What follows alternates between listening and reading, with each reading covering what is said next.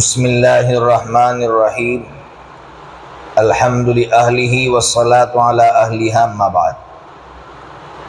اس وقت بہت سے نوجوان بھائی نشے کی طرف جا رہے ہیں اور بیچارے وہ بھائی نشے کی طرف جانے کے بعد پشیمان ہیں، شرمندہ ہیں۔ وہ چاہتے ہیں کہ اس غلط راستے سے واپس آئیں، تو وہ کس طرح واپس آ سکتے ہیں؟ اس کے لیے کیا نسخے ہیں؟ دیکھیے، میں مختصراً اپنے ان بھائیوں کے لیے کچھ نسخے پیش کرنا چاہتا ہوں۔ پہلا نمبر جس سے اس طرح کے نوجوان غلط کام سے واپس آ سکتے ہیں وہ ہے حضرت نبی پاک صلی اللہ تعالیٰ علیہ وسلم نے احادیث کے اندر نشاور چیزوں کو استعمال کرنے والے لوگوں کے لیے جو سخت وعید بیان فرمائی ہے۔ حضرت نبی پاک صلی اللہ تعالیٰ علیہ وسلم نے فرمایا کہ ایسا بندہ جنت میں نہیں جائے گا، اللہ رب العزت اس کو جنت سے محروم رکھیں گے۔ تو یہ جو سخت وعید ہے اس کو بار بار اپنے دماغ میں لائے، بار بار سوچے کہ میں کیا کام کرنے جا رہا ہوں کہ جس کام کی وجہ سے میں ہمیشہ کی جو زندگی ہے اس زندگی میں جنت سے محروم رہوں گا۔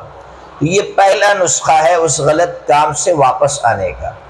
دوسرا نسخہ پکا ارادہ کرنا ہوگا۔ جب تک انسان پکا ارادہ نہیں کرے گا تب تک وہ غلط کام سے واپس نہیں آ سکتا ہے۔ میں ہمیشہ ایک جملہ کہتا ہوں کہ اللہ نے ہمیں مرد بنایا ہے، اور جو مرد ہوتا ہے وہ اگر ٹھان لے کہ میں یہ کام اب نہیں کروں گا، غلط کام چھوڑ دوں گا، تو اللہ رب العزت اس کی مدد فرماتے ہیں۔ اس لیے دوسرا جو نسخہ ہے وہ پکا ارادہ کرنا ہے۔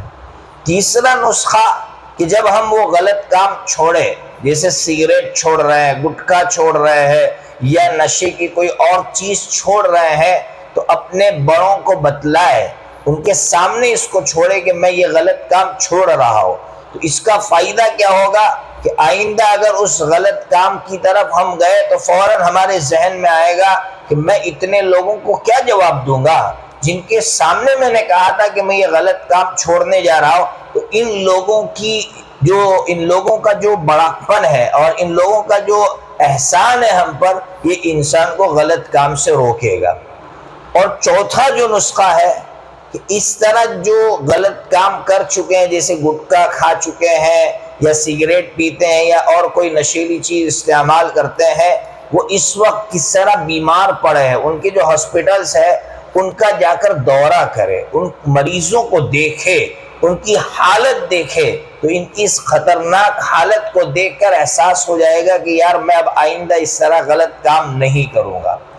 اور پانچویں نمبر کا جو نسخہ ہے وہ یہ ہے کہ اپنے بچوں کا خیال کرے کہ یار میں آج سگریٹ پی رہا ہوں، میں آج گٹکا کھا رہا ہوں یا میں نشہ والی چیز استعمال کر رہا ہوں، میرے بچوں کا کیا ہوگا؟ میرے بچے مجھے دیکھتے ہوں گے کہ میرا باپ جو ہے سگریٹ پیتا ہے، میرے بچے اگر مجھے دیکھ کر سگریٹ پیتے ہو گئے یا نہیں بھی ہوئے، میں نشیڑی ہوں، تو لوگ باہر سوسائٹی میں میرے بیٹے سے کہیں گے تیرا باپ شرابی ہے، تیرا باپ نشہ کا استعمال کرتا ہے، تو میرا بیٹا سر اٹھا کر نہیں جی سکے گا، میرے ماں باپ سر اٹھا کر نہیں جی سکیں گے۔ یہ احساس اپنے اندر بار بار جگائے کہ اللہ میں کیا جواب دوں گا اپنے بچوں کو، میرے بچوں کا کیا قصور ہے، میرا قصور ہے، میرے بچوں کا کیا قصور ہے، وہ تو معصوم ہے۔ جب یہ خیال بار بار آئے گا تو غلط کام سے انسان رک جائے گا۔